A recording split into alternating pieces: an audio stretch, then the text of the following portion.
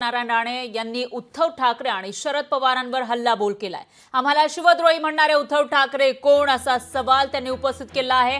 तर बाळासाहेब ठाकरे स्वाभिमानी होते, पण उद्धव ठाकरे हा स्वार्थी माणूस आहे असंही या ठिकाणी नारायण राणे म्हणाले। शरद पवारांनी सत्तेत असताना आरक्षण का दिलं नाही असा सवाल राणेंनी केलाय। पवारांनी शांततेत मोर्चे काढून संदेश द्यायला पाहिजे शांततेचा असा टोलाही राणेंनी लगावलाय। तर पवारांची प्रत्येक कृती संशयास्पद असल्याचं राणे म्हणाले। पवार गाडी आणि पेट्रोल घेऊन तयार असतात असाही हल्लाबोल राणेंनी केला।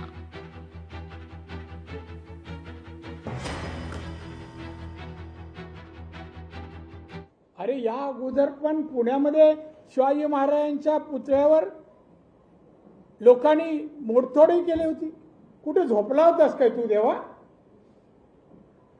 तेव्हा नाही, आता निवडणुकीच्या तोंडावर एक तर दारं झिजवतोय सोनिया गांधी, शरद पवार, मलाच करा मुख्यमंत्री। लहान पण त्या माणसाला वाटत नाही। बाळासाहेब ठाकरे कसे स्वाभिमानी आणि हा माणूस किती स्वार्थी। मी जवळून पाहिलंय दोन्ही दृश्य याची।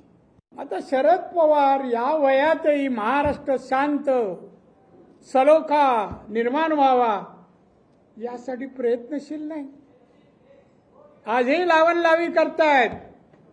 का नाही शांततेचा एखादा मोर्चा काढला, पुतळा पडला, चला आपण एकत्र होऊन यापेक्षा चांगला देखना पुतळा तयार करूया बोलला असतात, तुमची कीर्ती वाढली असती हो।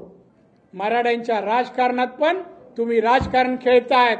लोक कल्याणकारी बनावा हे ध्यानी मनी पवारांच्या असायला हवं, पण पेट्रोल टाकूनच ठेवायचं आणि काडी घेऊन फिरायचं याला कोण म्हणणार ना, या महाराष्ट्रात स्थान नाही।